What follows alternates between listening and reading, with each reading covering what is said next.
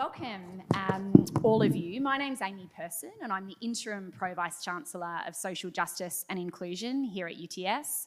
Welcome to those of you who are here in person and welcome to everyone joining us online. It's a pleasure to welcome you to an event that closes off a day of workshops and talks, delving into community engagement practices here at this fantastic university. To open our event, I'm delighted to invite Auntie Glendra Stubbs, UTS's Elder in Resident, to conduct an acknowledgement of country. Thank you, lovely. That title you've got, does that mean you're acting? I mean, it means I'm interim, but I'm really running with it. Okay. Good advice for anyone in an interim job, just go for it. Yeah, well, I think that's really important. And I think it's important that I can feel safe to ask questions that I don't know at 70-something years of age. So thank you. So I'd like to acknowledge on the land of the Gadigal people in the Eora Nation and say thank you for allowing us and me to be here, to live, work and play sometimes here. So UTS is a very special place. It is a really special place. It's everything that I believe in about inclusion. Is that your phone? Oh. That's right, you keep talking. Now I forget where I was up to. That's also something that comes with age. So I'm proud to be UTS's Elder in Residence, and I think people have snavelled me up because there's a few organisations now that have stuck Elder in Residence under their, I think it's for their funding agreements. No. So one of them is where Lyndon left is in really good hands, Tranby Aboriginal College, which is celebrating 65 years, and I think that's your legacy, brother, that it's still going, pretty much from the smell of an oily rag and some donations and stuff. So I think, we all want to leave our fingerprints on this bucket of earth, and you've done that in more than that way. And, I love UTS. It's about inclusion, it's about diversity, it's about supporting people to have a go. You get those young ones up at Jumbana, first person in their family ever to finish year 10, years 12, and now they're going to give uni a go. And I think that's a hallmark of a good place. It's a hallmark also of a good country where you can, like I told my story in the paper and my brother got made fun of at work, but I lived in a time where Aboriginal people couldn't get employment, and if they did get employment, they got paid half the wages of other people, and we couldn't own land. So people were disadvantaged. So we're catching up. Now there's a takeover. Everybody loves this, eh, Lyndon? And I think it's really important. It just shows how people's perception, because my dad used to say, don't tell people you're Aboriginal, they'll say you're mad and crazy. And I go, what? So, and it was really difficult when I had my first baby because my dad was hiding in the cupboard because he, as someone that was removed from his family, was 100% sure that I wasn't taking my baby home. So that's the legacy we've got in this country, but we've got good stuff. We've got lots of good stuff. We've got really amazing people. UTS is amazing, and if we're talking about community engagement, I said I've got my own idea about community engagement. Sorry, Lyndon, if he's always worries when I say I've got my own ideas. I say community engagement is 1, 2, 3, cup of tea. You just don't fly in and fly out, or as my grandmother used to say, fly in and shit on the floor. Sorry, Lyndon. But that's exactly what she said. So you have to keep going back. You can't expect people to just embrace you and love you straight away. You've got to actually put some effort in, and that's what I believe community engagement is. So 1, 2, 3 cup of tea. If you ever hear it anywhere else, you'll say, oh, you just stole that from Auntie. But yeah, I'd love to have 1, 2, 3 cup of tea, and my room's always open most of the time when I'm here.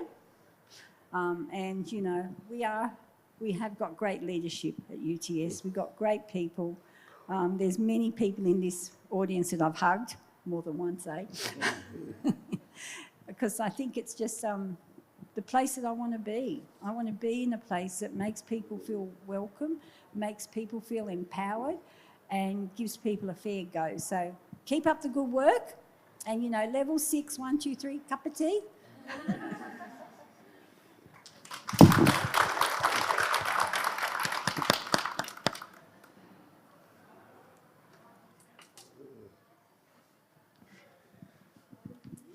Thank you so much, Auntie Glendra. I love it. 1, 2, 3 cup of tea. We might talk about that a bit more in our discussion. Before we get into the discussion, I'm going to make just a few opening remarks and reflect on the fact that UTS has always been an outward-looking university. And I think that's really important, and I think that's something all of us here and online need to work hard to protect, because I don't think that's a given. I think that's something that requires effort to make sure we maintain that really outward focus. We've got a diverse student population, we have world-renowned academics, incredible infrastructure, and just sitting here, you know, you can see it, right? We are of and in the city in a way I don't think that many institutions in Australia really are really centred in this urban environment. Education, research and community underpin universities, and at UTS, social justice and our commitment to delivering public good, you know, is core business. And I think that's another thing to keep an eye on. It's on all of us to make sure it remains core business. Part of that core business is community engagement, which is crucial to equitable and sustainable public decision making and improving the livability of local communities. This year, for those of you following higher education policy, the government released the Universities Accord, a vision for higher education and its role in readying Australia for the future that we want. And there's lots of good stuff in it, right? It says lots of good things. And one of the things it acknowledges is that the relationship that universities have with their communities goes well beyond education and research and should go well beyond education and research. Universities create jobs, partnerships with local businesses and schools, undertake locally relevant research, attract investment, provide resources, facilities and leadership that support the communities that host them.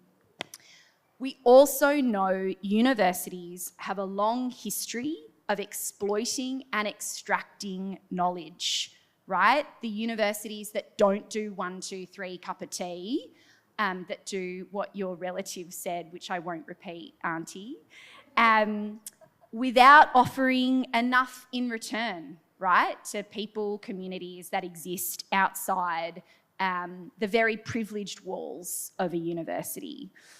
So each of our speakers today are here because they are not doing that, and they are working to address societal challenges that matter to and impact people in communities.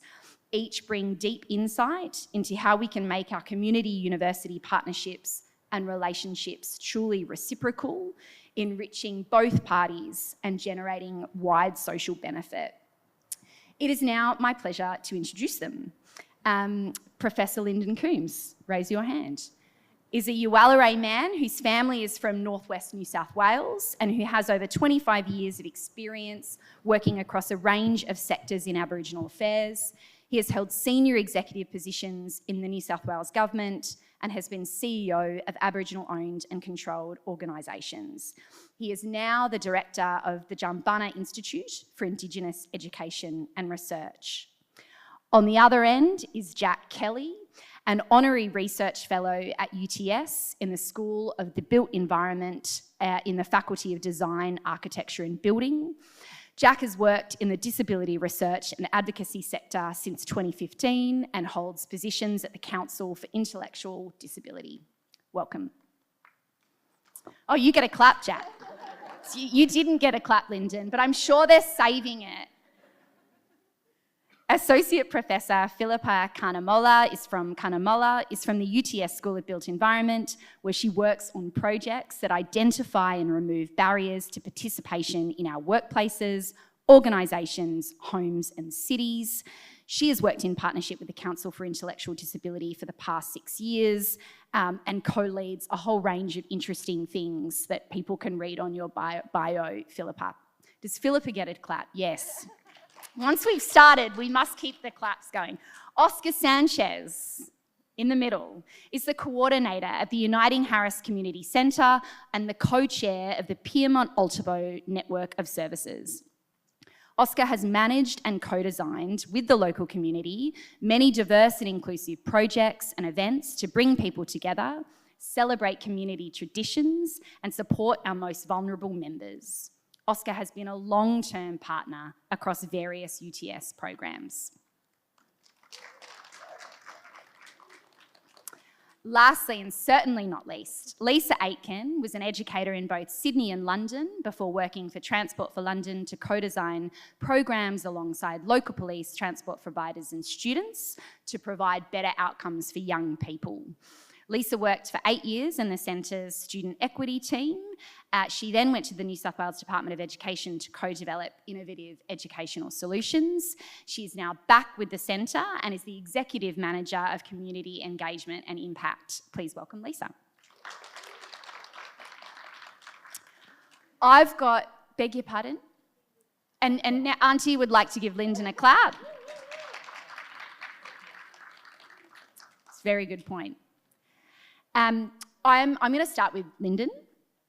You lead critical research initiatives with and for Indigenous communities, correct? Yes? What processes are in place to ensure that they receive recognition as knowledge holders and experts in projects? Well, it's fundamental to what we do. Oh, there goes my notes. I don't know what to say now. Firstly, I should thank Auntie Glendra for her acknowledgement of country. Everyone should have a hype auntie like you, so thanks for pumping up my tyres. I'd also like to acknowledge the Gadigal people on whose lands I get to live and work, and acknowledge their custodianship and defence of these lands and waters. That's fundamental to who we are at Jumbunna. So, it's a relatively small industry. There's a Koori grapevine. If you try to take people's IP or you behave inappropriately, that comes back. And we pride ourselves at Jumbunna on our relationships with communities, organisations and people. And that's hard earned. You talk about the cup of teas, Larissa has been working with the Barraville families for decades. And it's unsexy work, but it's once you do that and establish those relationships, that's when the good stuff comes. And I think, we're not necessarily smarter than a lot of other people. We do really good work, but it's based on relationships and where you get that knowledge. And we, as I say, it's fundamental. We fundamentally believe Aboriginal people in their communities know the problems, they know the solutions, they just need someone to work with them for a bit and get some resources. So that's how we approach things. We're not sort of the ones going out and solving problems. We're listening to Aboriginal people, translating that into things like changing legislation, but we are nothing without our relationships. And it's fundamental to our beliefs and operation. You briefly mentioned IP. Can you talk about that a little bit more? What does it look like in practice? IP is intellectual property. Yeah, it's a complex and tricky thing, but over centuries, Indigenous people have had their IP stolen. And that's why they're very guarded about it. And that's why you have to have a good relationship, otherwise you don't get told that stuff. So there's a couple of examples of that in my last job. We did a job on bush foods and the Kakadu plum, and there's more Kakadu plum now in South Africa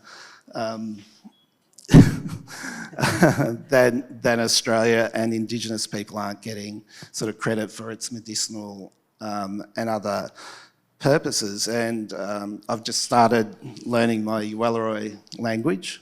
Started a TAFE course, and Auntie told me a story that emus would pick up gold as birds have to digest, and with rocks and things like that. I never knew that, but so emus used to get gold because it was shiny and heavy, and the people out in northwest New South Wales told other people about it, and then all of a sudden all these emus are getting killed.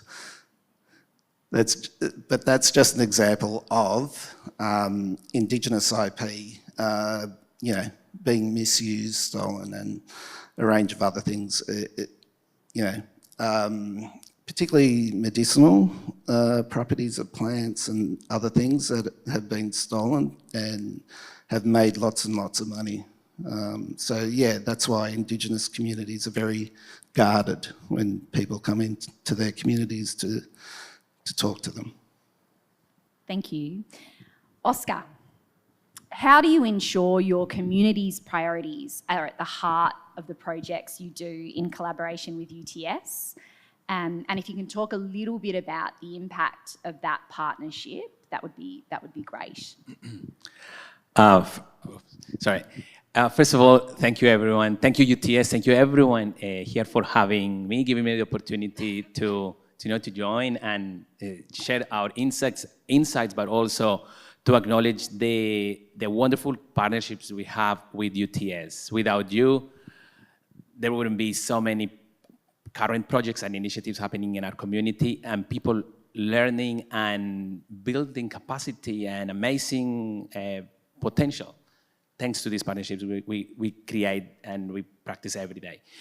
I was thinking about, there are so many things that I could mention, but I think it's involving, making sure the people in our community are involved in those projects, are participants, active participants of these projects. And that's key to ensure the community the priorities of our communities are being maintained and respected. If you don't know much about the Harris Community Center, I know I don't have much time, but You're good. If you haven't been to the Harris Community Center, please come to the Harris Community Center. It's literally 5 blocks away along Boulevard Road.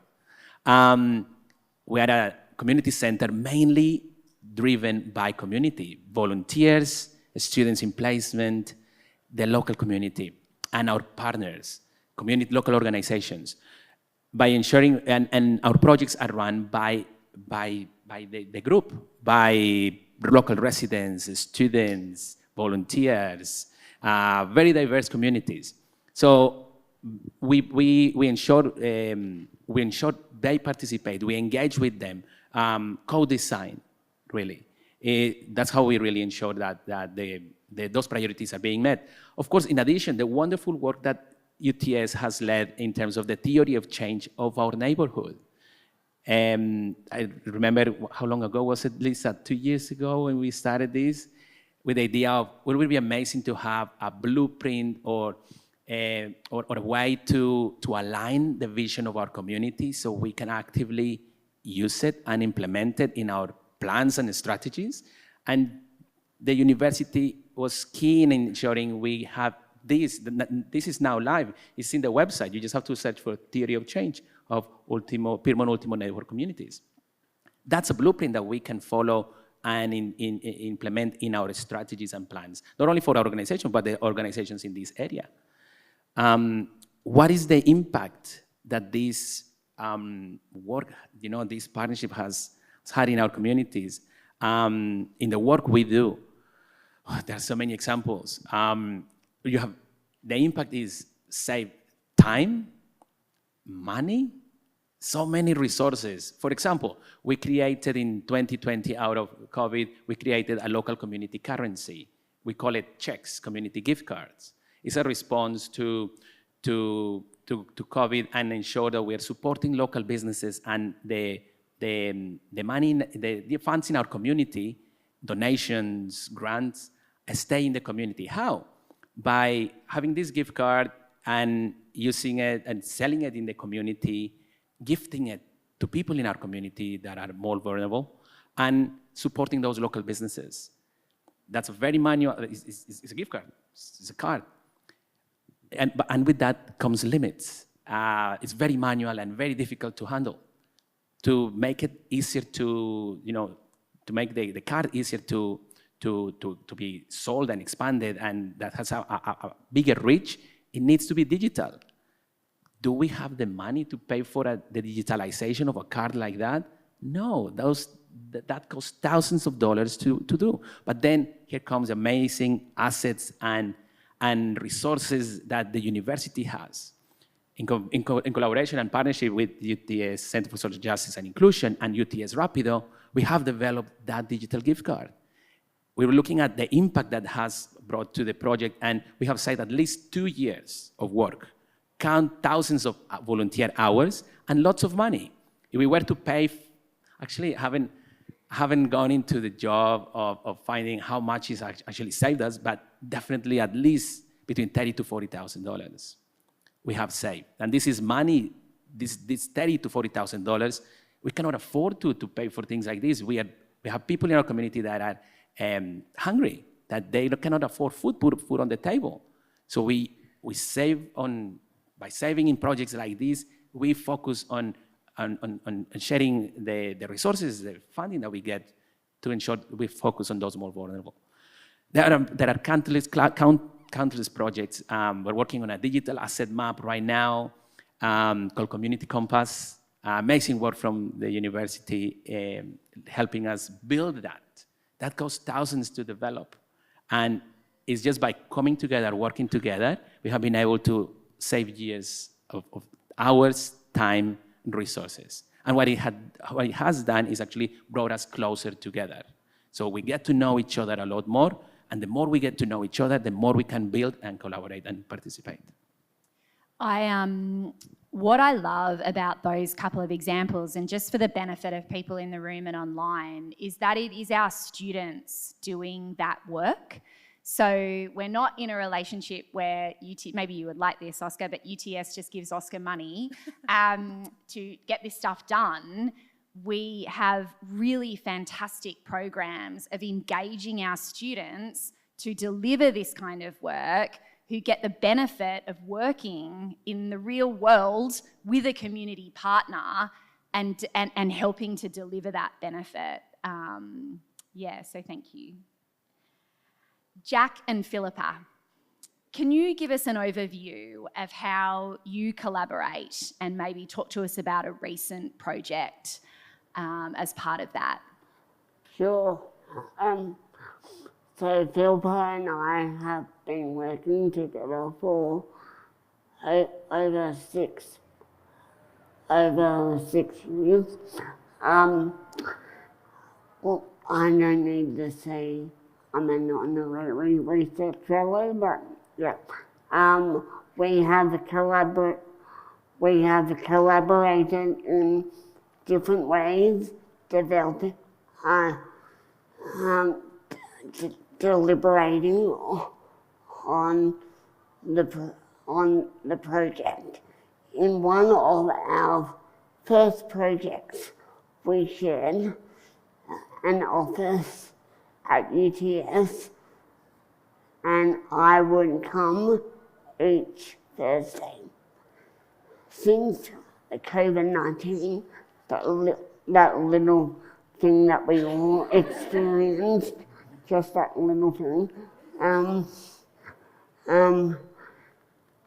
We have had many Zooms and catch-ups to plan our work each week. Philippa is stupendous, and it's really great to see her.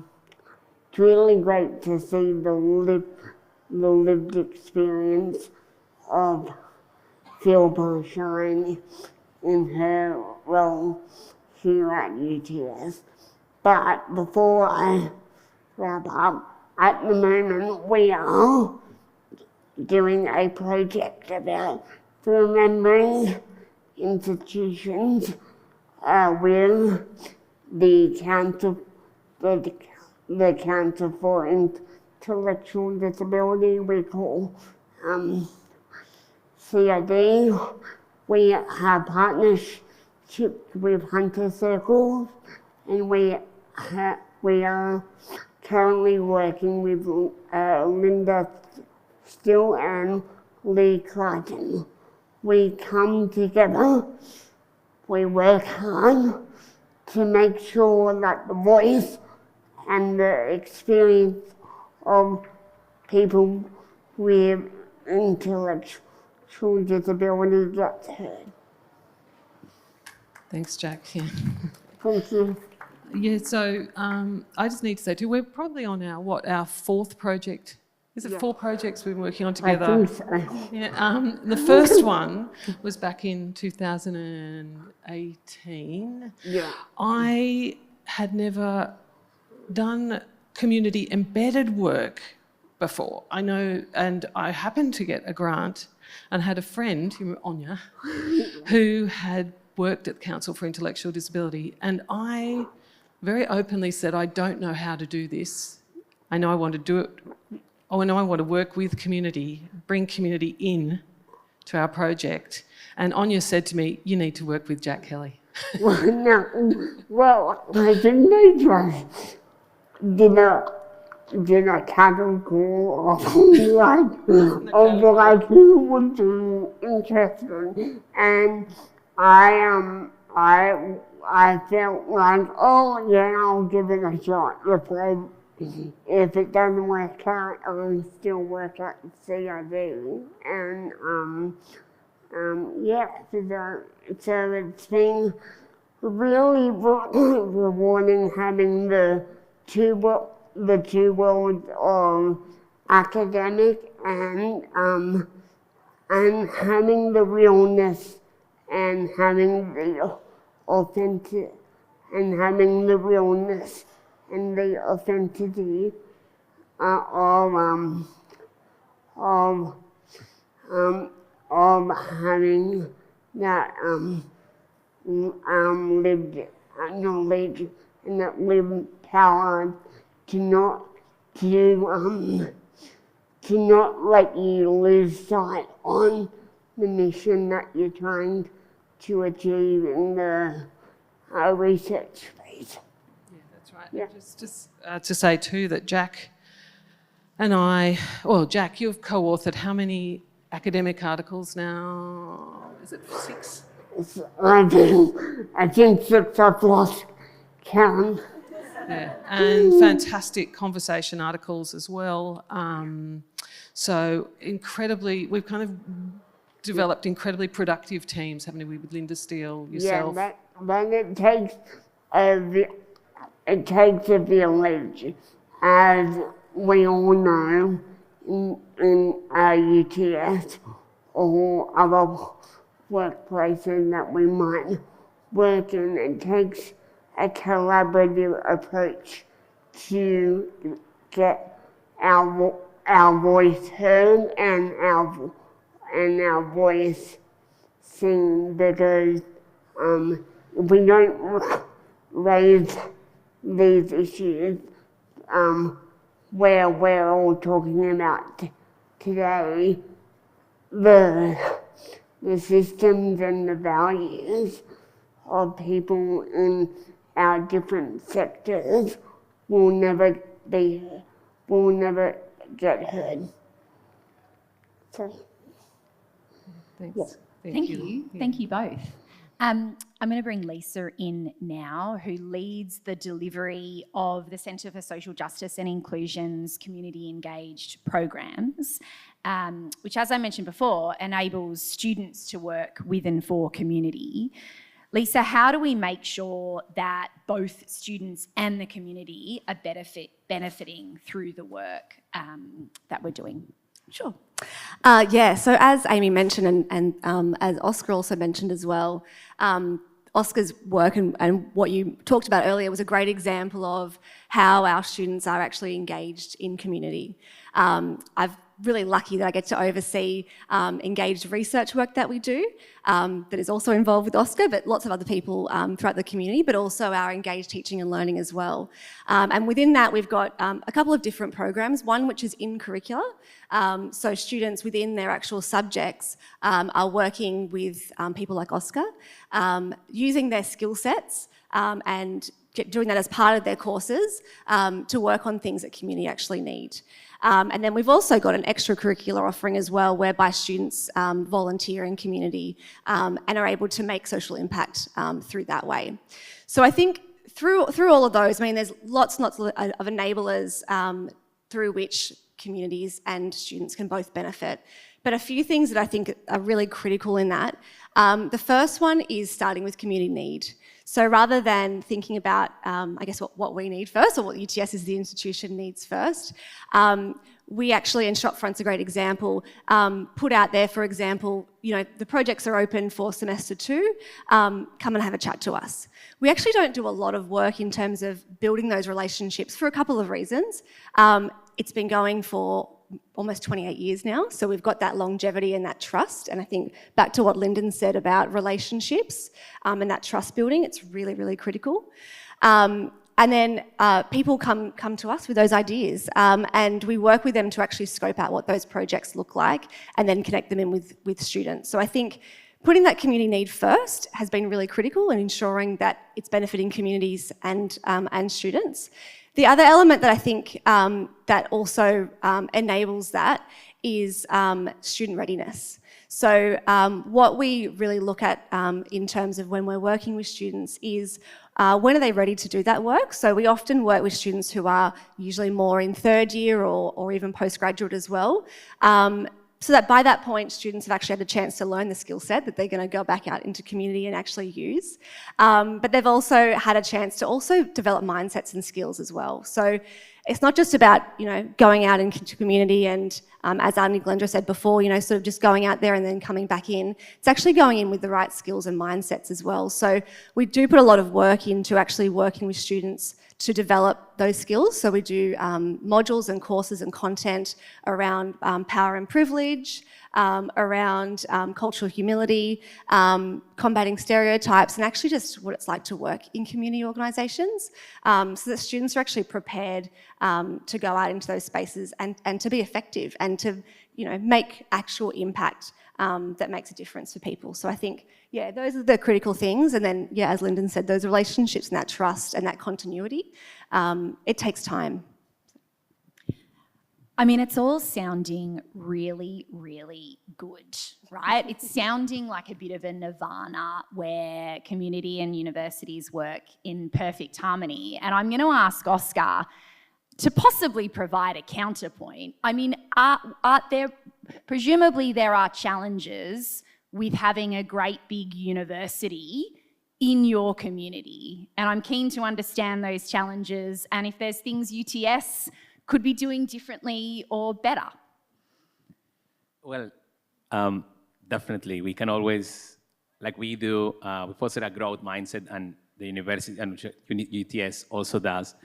I think definitely the footprint of the university is huge. I don't know how many square meters does the university, you know, occupy, and continues to grow.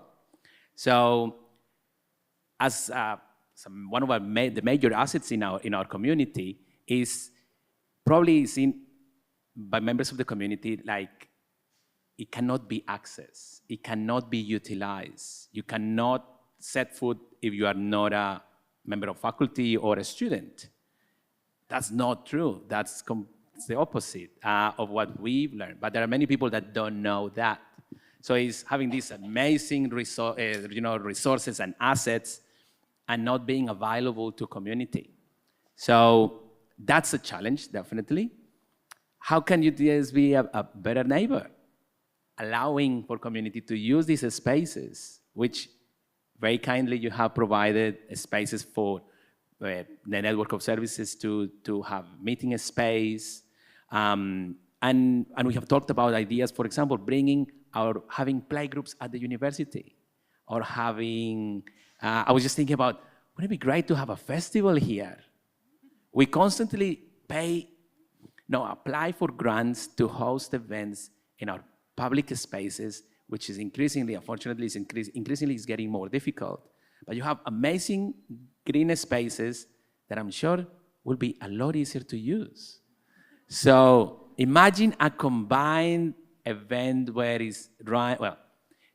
imagine community and UTS running an event together where we highlight the amazing things that we do, not only in community, but at the university, but also the impact that those partnerships are creating. That will be just a very easy way to get community into the university and understand that this is places for everyone. So being available, increasing the awareness, you already do something that is extremely important and is present. You are present. You come to community meetings, you attend the network events, you host network events. Not many do that. Not many universities, not because I'm only here, but UTS is the only university that really is present, at least in Ultimo Pyrmont. So being present, it takes a lot. It's being there without an agenda. And we are very thankful. And if you can let us know more about the university, about the assets that are available, I'm sure everyone will just love you even more for it. Do you want to comment on that as well, Lisa? Like the challenges that you and your teams face or can see when it comes to UTS being here? Is this working? Hello. Yeah, look, I think... You have permission to speak freely. Thank you. It's my boss. I think challenges. I think Oscar's right. I think it's how can we be more porous? And I think we come up against systemic barriers in doing that. Institutions are built on systems. And sometimes those are tricky to get around, insurances, things like that. But I think that, in an ideal world, like we've got a library upstairs that's available for everybody. But some things are tricky about that. We've got spaces that I know, we've talked about before, could be used elsewhere for people in community that are, sometimes sitting unused that could be used for community. But it's getting around that kind of red tape stuff to be able to, to better be that sort of porous university that are better part of the community. And we're sitting in a space at the moment where, for people online, like we've got big, great glass windows and we can see all the stuff that's happening outside. And, when you sit here and look at all of that and you sort of think, all these people could be coming in here and we could have a much more sort of, collaborative existence because we are part of our community. We have a responsibility. We have an impact on the community around us and they have an impact on us. So how do we better be a neighbour, be part of the community and be a porous institution that is more open and inviting to our community? And if there are any UTS staff here or online who can help us in that mission, send us an email. I think it's a really good challenge, Oscar and Lisa, and I think it's one we should really think about. Lyndon, in keeping with challenges, can you talk to us about some of the considerations that you look at when you're taking on projects in Jumbunna and maybe give people advice? Lots of people want to work with Jumbunna, right? Lots of people at UTS want to work with Jumbunna. Can you give people some advice about the best way to go about that? Yes, they do, but they might not after I give this answer. In terms of the work we do, I think it's good luck and good management that we've got these very long relationships now that we're generally don't have to go into competitive processes, so people are coming to us because of our reputation. And so when they do, the first lens is impact. In what way is this going to make life better for blackfellas? And we do look at, cultural fit and what that organisation is about. So we've been, really conflicted about doing work with mining companies. I think we've flicked that a couple of times for a whole range of reasons. But yeah, there is a lens you put over partners that, are aligned with us. And that can sometimes be tricky because sometimes there's good work to do, like with the mining sector and others. But at the end of the day, as I say, our social contract comes from our relationship with the community, and they don't want to see our annual report with BHP on it at the end of the day. Again, even though we could do some good work. So the second part is working with us, and there's quite a few parts to that. So over a period of time and from experience, if you want to work with us, call us in at the start. So we've had a few people, organisations, people within the university who have put in for a project with an Aboriginal component, got the job, and then come knocking at the door to say, would you like to work with us on this project? And that's almost always a flat no. We have made exceptions just where the benefit to Indigenous people we could see, but generally it's a flat no. And similarly, if you want us to come in on a project, and even if we only do sort of 5% of it, we'll demand sign-off. Again, from experience that we do a bit of the broader project, and at the end our work is not conveyed truthfully or is manipulated. So in our first meetings with people, with the best of intent, I always lead with that. I'm sorry if it sounds arrogant or elitist, but if we're not in at the start, and we have to have the right to sign off, even if we only contribute the tiniest bit.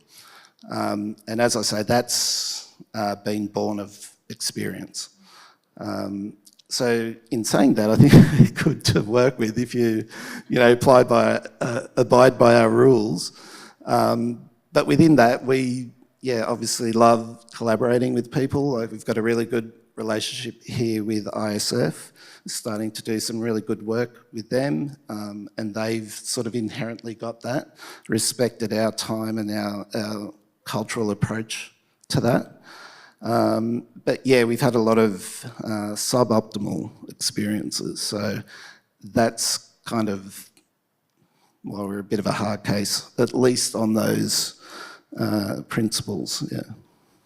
I mean, those conditions, I guess, that you outline seem absolutely critical to maintaining the community trust that you've worked and built over so many years. So they seem incredibly reasonable.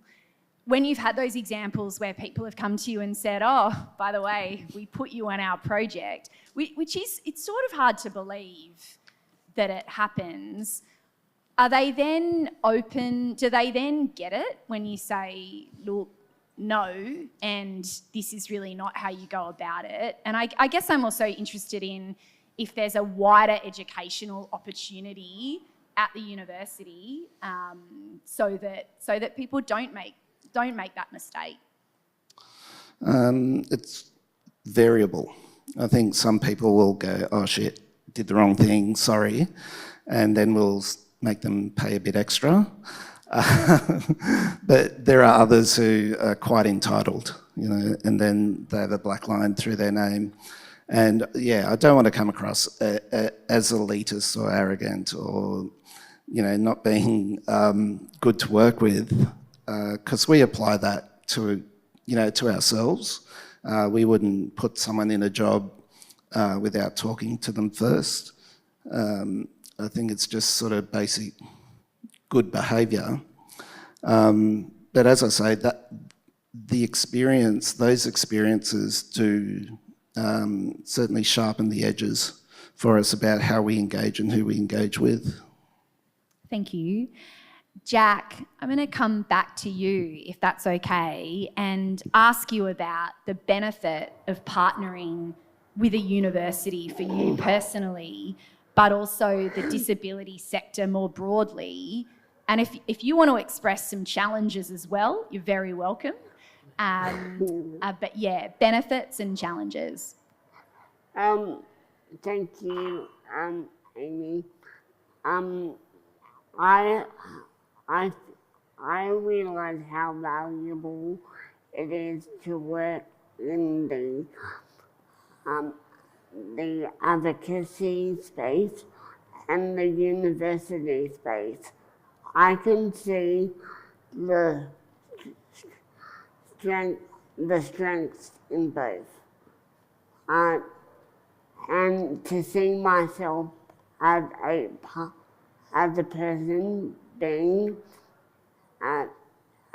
together in these two worlds.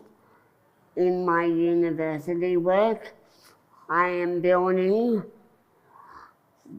the environment to make the change that we need in the disability space. For an example, I want to make changes to the NDIS such as compatible matching in supported accommodation or something which is basically very close to my heart.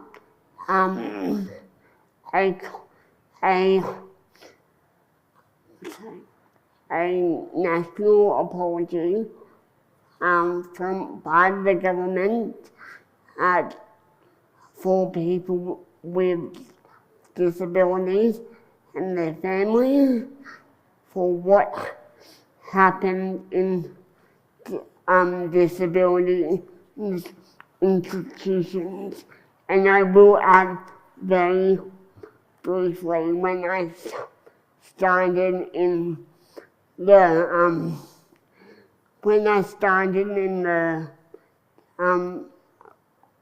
my university life, it was 2016, and it was hard for an ethics board to recognise a person with a disability to contribute to a paper, to co-author a paper, and I think we need to, we say that we are more inclusive for people with any sort of ability or any disability, but we have those secret hurdles like an ethics board, so that is, sorry, didn't mind it. Is it not working? Okay. Can everyone hear me? Yes. Sorry. We have we have these secret little hurdles that we have to secretly jump through to get our name on a piece of paper to be recognised in a university and that shouldn't matter of any ability that we have to produce that paper. It might take us a while to get there, but we will set those standards and achieve those goals. Thank you.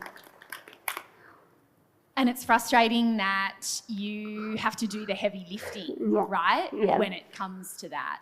And that's something I think for all of us to reflect on. And it's amazing that we are talking about 2016 and we look back at that and we think, 2016, that should not happen in that time frame. Philippa, you talked earlier about the fact that you wanted to take a community-centred approach, but you didn't know what that was or what that meant. Presumably, you have gained some real insights into that. Can you tell us what it means to you now at this stage of your career? Yes, I want to add to something that you just said, Jack, and say that we have taken great joy in unwriting many of the rules of who's the expert, who does what and when. And as an example, our My Home, My Community project we worked on together, we had the opportunity to build teams, core teams with community. So community members and people with lived experience, people with intellectual disability became researchers, facilitators, interviewers, analysts, strategists, and that's how we roll now. So that was it was so liberating, and I have to say we've had great support from the university to rewrite the rules of what's expected and who is the expert. And I owe all of what I know about collaborative design and community-led design because of the work that Jack has been doing with Council for Intellectual Disability, with me. You have so much more experience. Thank you very much. And sorry for putting that microphone in Facebook. I got the message and sound wasn't working, so sorry about that. But yeah, you know what it brings? I'll tell you what community-led research has brought. It brings, and it's about valuing all forms of knowledge, right? And understanding what's valuable for community and what's valuable for the university sector. But to the university, this kind of work brings credibility and it brings accountability. Yeah, and that really lifts what evidence we're building. And in turn, I like to think that the evidence that we're building about all of the issues that we're working on the various projects contribute to the priorities of community. So that's why we have to work so closely with community, embedded, overlapped. It's not enough to have advisory committees and groups. We need to be working together day to day. Yeah. I mean, I could not have asked for a better segue. You said accountability, and I've got a question now for all panellists. And Jack, I might start with you. How can communities hold universities accountable for delivering positive social impact? Wow, what a question. I think it's important to,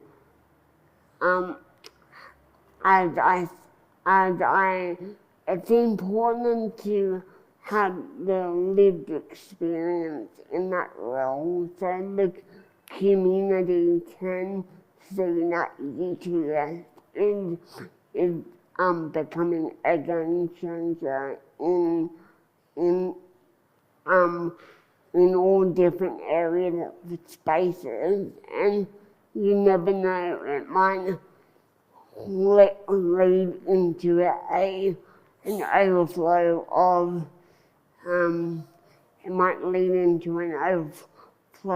other universities to follow. Did I answer your question? You did, thank you very much. Thank you. Philippa. Can you repeat the question for me? It's about basically how do communities hold universities accountable for all of the things we're saying we do? How do we hold universities accountable for delivering positive social impact? I'm trying to think I mean,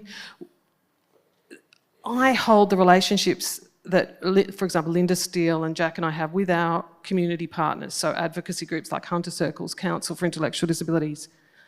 They're the most important part of the work we do. I would be devastated if, so there's personal accountability there, institutional kind of accountability. It's sharing this message. It's doing the work and showing how it can be done. It's ensuring that our structures value work being done in the way that we're talking about, because the systems haven't. You know, even having community members paid outside of a fund, outside of a project. You know, this is something that I know others in the audience will understand. You know, we've got to properly value contribution outside this funded project platform and have long-term relationships with community that aren't unfunded, that are valued properly and recompensed. Thank you. Oscar, anything to add on that one, holding universities to account? Yeah, look, I think I've seen it from a first-hand experience. UTS walks the talk. And by being present and continuing to be present, for example, at the network of services, we can, on a regular basis, see for ourselves the delivery of that impact. When we start to see, when we don't, hopefully that this never happens, but if we stop seeing UTS being represented at these networks or gatherings, that's when we'll question, okay, what's happening, what's going on? So it's that regular presence and those stories, that information, that the image, the photos, the stories of that amazing work happening, that can definitely keep at the in a very maintain that presence of the university at the forefront of what university is doing in the area. That will also help increase the profile in the community, which many they still don't know about it. It's like everything. We have so many goodwill, so many amazing things happening in our area, but not everyone is aware of it. So presence is key. Lyndon. Yeah, not an easy one, but the previous boss and the current boss have talked really pointedly and eloquently about this place being a public institution, and that with that comes obligation. So I think there's an onus on the university as a public institution to set a standard around that and what the expectations are within community. As Oscar and others have said, these places look not accessible. That's not for us, for a lot of people. So I think there's a bit of work for us to do as a university to commit to that and be genuine about it. And the other thing is that extraction word up there, that universities, particularly with Indigenous people, but broadly, almost entirely extractive in different areas. And that's one of our principles at Jumbunna, is how we're not extractive. How do we engage with communities and leave them better off than when we were there? And it's a really challenging lens, I think, for everyone to put to them, but that's the sort of conversations I think universities should be having. Thank you. Lisa. I'd agree with Lyndon in that we already have an accountability. Our role as a university is for public benefit. It's in our UTS strategy, so we need to commit to doing that. So I definitely agree with that.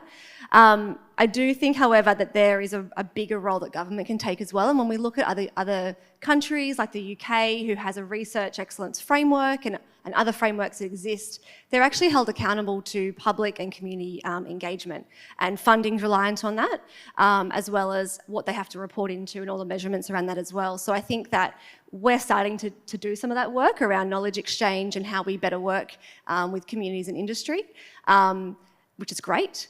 But I think there's also a role to be played nationally of how we actually are accountable as all universities to the communities in which we serve. So. There's I'm just going to the Slido, and the most popular question is related to this. Often community engaged research and practice takes a long time for impact or outcomes. How do we ensure that institutions stay on the journey to see the results? And I think if I could just answer that for a moment, what you've just pointed to is part of that. Like, how does the structure and the reward mechanisms for universities really recognise that work? I think there has been some progress there. Anyone who works in a university understands that rankings are important, right? We don't talk about them all the time, but they are important and they drive decision making. Not completely, sorry, they are an input into decision making. I think there has been progress made with some of the newer ranking systems that value and recognise this type of work. And I think that's a real positive and, a positive sign for future directions. But does anyone want to add to that or expand on that, or has a different view? How do we make sure institutions stay the course? Philippa. Yeah, I can respond around, Jack and I, with Linda Steele, who's Associate Professor from Law, actually were awarded a distilling research impact opportunity this year for the work that we've been doing around remembering institutions.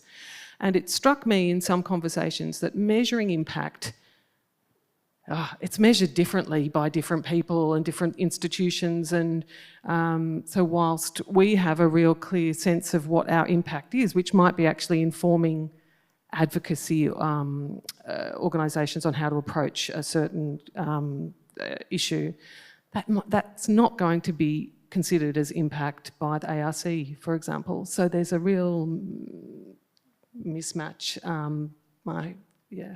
in how impact is thought through and understood, and I think we need to be more open to different ways of recognising what impact is. Other thing I would add to that as well, I think coming back to what you were talking about around recognition in that space and the sort of systems around that, I think academic promotions as well. So how is it tied into how people who are doing research are actually rewarded and seen and valued? I think that's another really important system in place that could be fixed as well or added to. And I think a lot of the time that we're looking at funding, we're looking at industry, because that's where money is and where funding is. So again, it comes back to what's valued. And I know that obviously we do need funding in order to do these projects, but I think that's where government being able to bring together, that recognition there and accountability for universities to be working in that space, because it is our core mission to be doing work for public good, to be solving, societal issues and working alongside our communities to do that, working alongside the people who have lived experience and who are experts in those spaces. So I think, that recognition and how it's valued is really important. Lyndon, I'm going to throw this question to you. Communities are often over-consulted and end up with consultation fatigue. How do you overcome that? I don't know. But it was really interesting. For us, our experience towards the end of last year, particularly so after the referendum, and we had a lot of community engagement lined up, and invariably they just said, no, we're not up for that. That they were stung by the outcome of that referendum.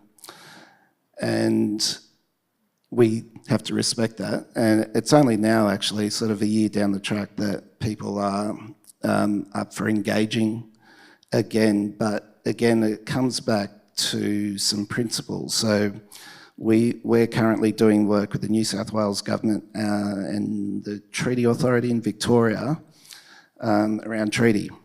And so we just announced the commissioners here in New South Wales this week, and they're going to go out on a 12-month consultation exclusively with Aboriginal people.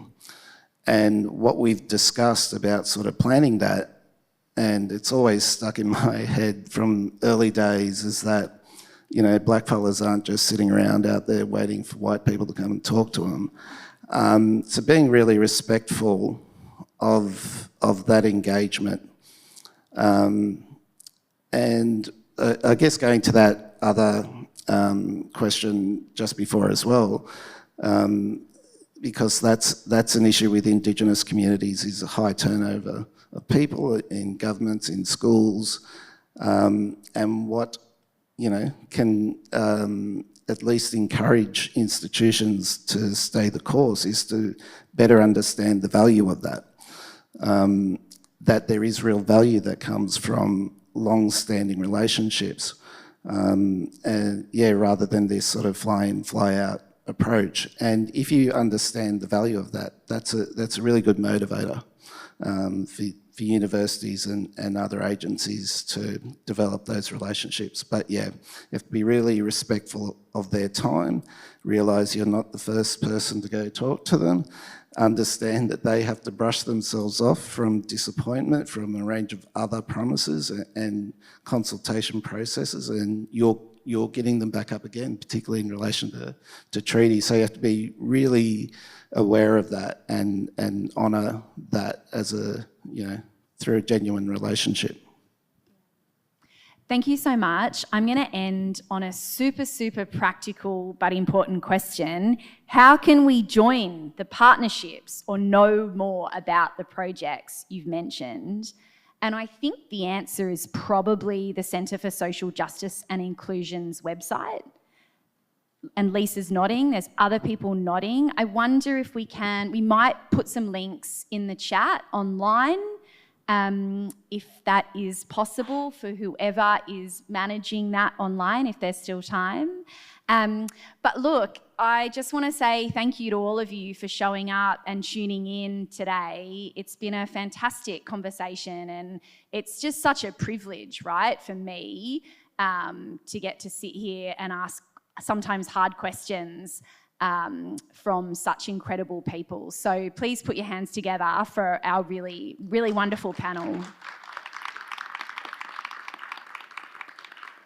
And the last thing I'd say is, in terms of institutional accountability and longevity, I'd reiterate what I said in the beginning, right? Which it does have to become part of all of our jobs to share the benefits of this type of work and build the networks and build the communication in UTS and amongst our community partners of that value. And so I'd urge you all to do that, whatever your sphere of responsibility is.